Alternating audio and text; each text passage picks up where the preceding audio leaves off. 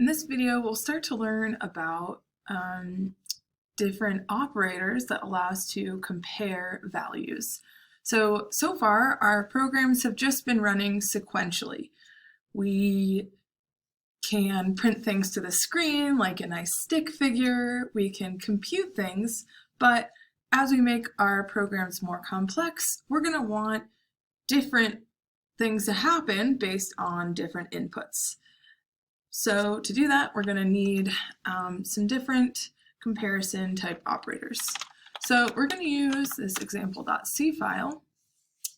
And in this program, we're going to need to get the age of a user from them, and then print, depending on their age, they tell us some information about their senior citizen status.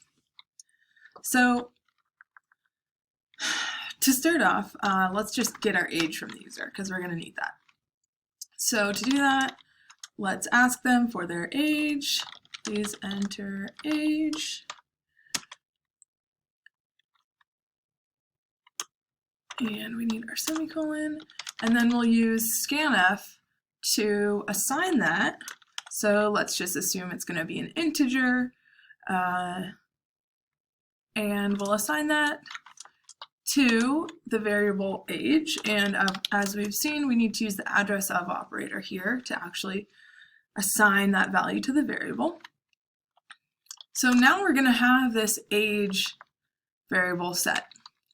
And so first, let's try to implement this where part of the program where we want to tell them whether they're a senior or not.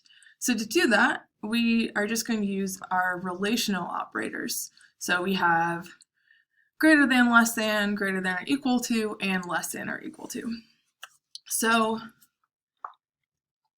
when we use these relational operators, the result when our statement is evaluated, we get back either a 0 for false or a 1 for true. So if you've programmed in other languages, you may be familiar with the Boolean data type.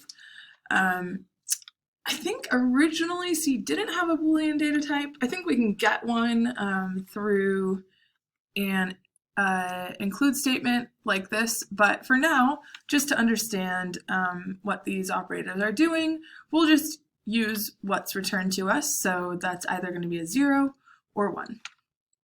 So I guess I'll just, let's just see an example. So we have int senior variable already declared. We'll just put a little comment up there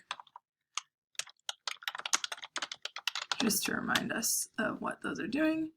So we want to assign to the senior variable either a 0 if they are a senior, or a 1 if they are a senior, and a 0 if they are not. So if I just say age greater than or equal to, and I actually already have senior age defined as a constant here, senior age. And one thing to watch out for in Vim, if you use your caps lock key and it stays on, some crazy stuff happens. So make sure if crazy stuff starts happening in Vim, when you think you're just like adding a new line, it might be because your caps lock key is on. So careful of that. So here I'm using my relational operator greater than or equal to, and when this evaluates, so just like we've seen our arithmetic expressions, those evaluate to some value based on what we have written down. Here, if age is greater than or equal to senior age, we'll get a 1, and if not, we'll get a 0. So let's just print that to the screen so we can see, just verify that for ourselves. So I'm going to say senior, and I'm going to pass in an int. So I use my int what is that called? Placeholder. My int placeholder, and which I want to pass in the value of this senior variable. And so let's try to compile this.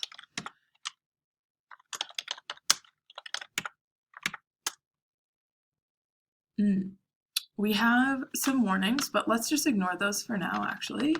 And let's run example. So let's say my age is 8, and if I enter 8, then I am not a senior, so I get a 0 just as I expected. Let's say I enter 77, now I am a senior.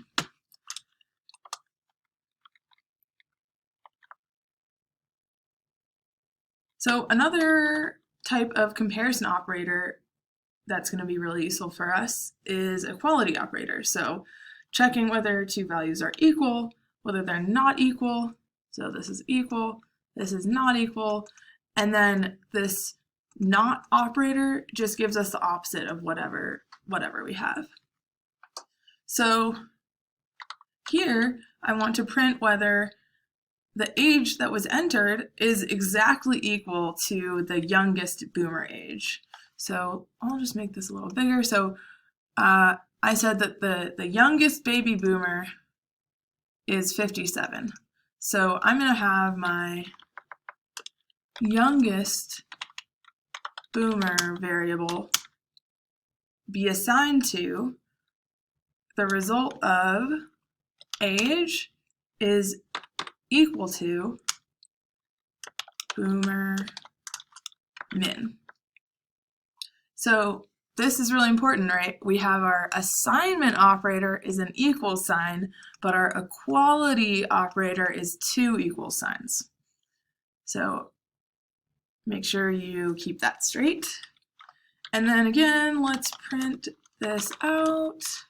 So youngest boomer, and that is whatever this integer that we computed was. Oopsies.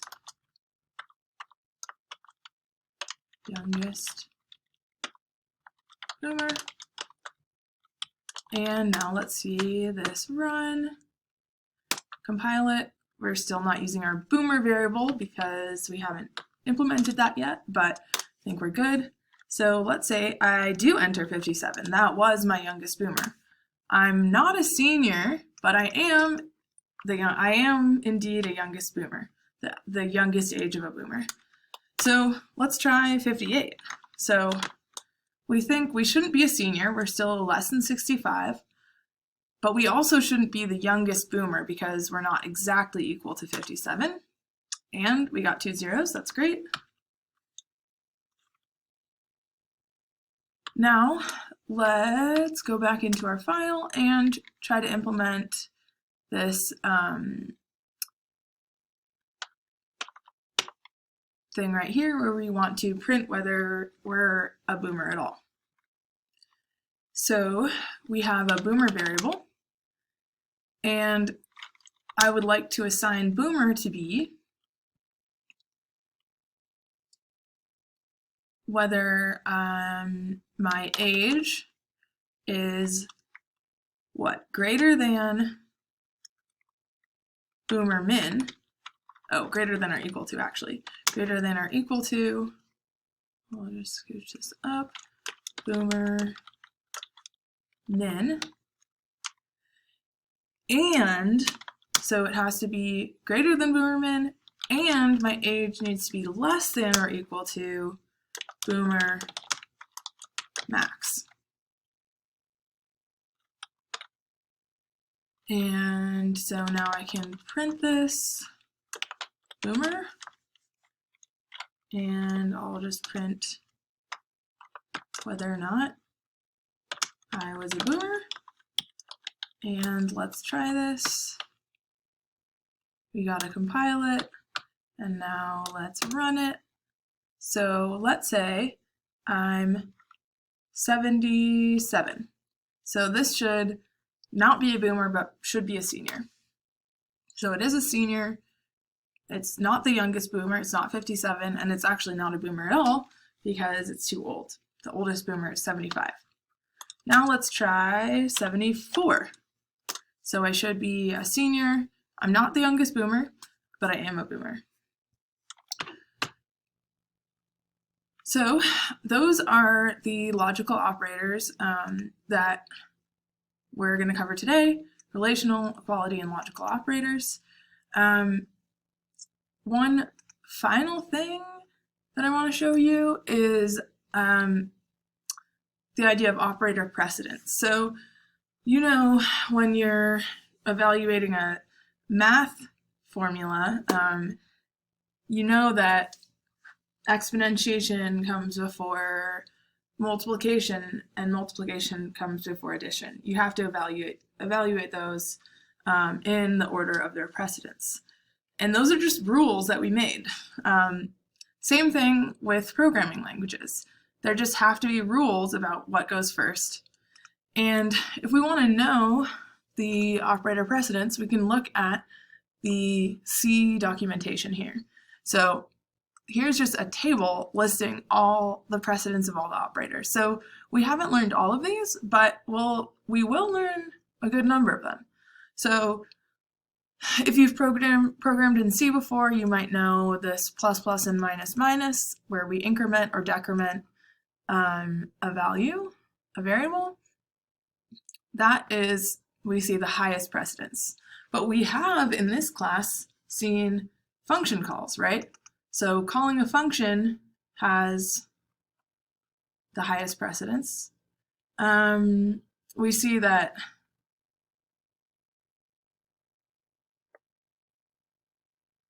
what else have we actually seen? So multiplication, division, and remainder are pretty high precedence, higher than addition and subtraction. That makes sense. That follows what we know from math class. But we do see that, you know, these arithmetic operators are higher precedence than the relational operators. And relational operators are higher precedence than our equality operators. And our equality operators are higher precedence than our logical operators. And so by understanding this precedence, first we can write code that we actually understand what it's going to do, and we can also understand when we need parentheses and when we don't. Because we see that my arithmetic operators have higher precedence than my, say, relational operators. And so if I want to say, is 2 plus 5 less than 10, I now know that 2 plus 5 is actually going to be evaluated before that comparison happens. So it's really important to understand the idea of precedence, but you can always come back to this table if you're not sure. And it's always great just to run test C programs to see what happens. And that's it for this video.